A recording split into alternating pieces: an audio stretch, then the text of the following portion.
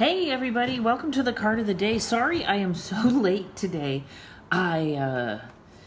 What's going on? First of all, Terry Huberman, a fabulous psychic medium, gave me an integrated healing yesterday that was phenomenal.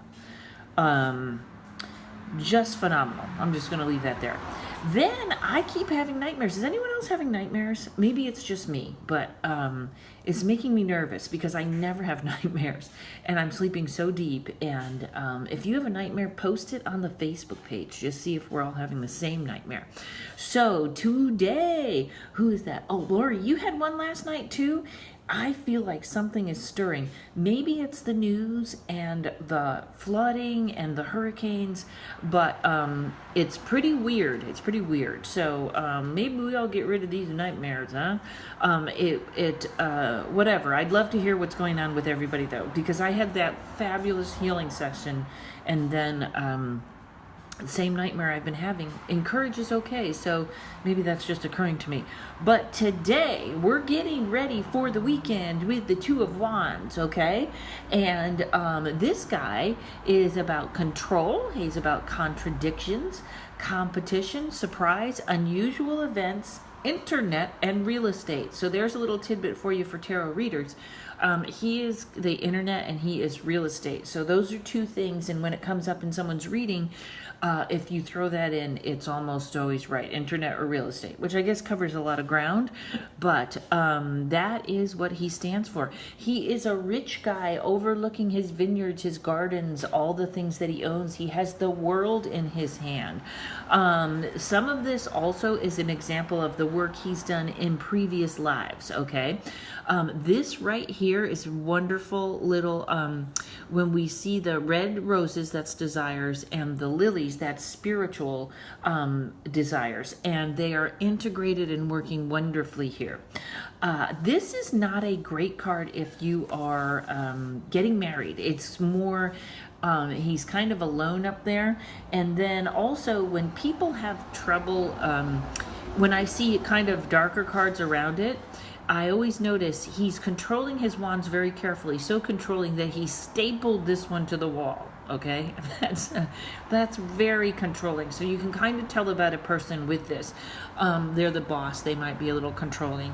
They are somewhat alone, somewhat separate from the world, but very, very successful. Okay, which is always interesting to me how I view success. Like, oh, if I was rich and I had this much money, all the rest would go to charity, or all the rest, you know, I would just be feeding small children everywhere. And it sounds so easy when you're not, and I hope that's the person I am when I'm rich, but you know, everything has a different perspective when you get there.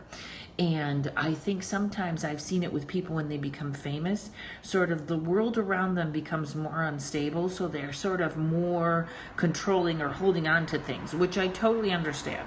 So you gotta kind of, control is such a funny thing, and that's sort of what I thought about today's mantra.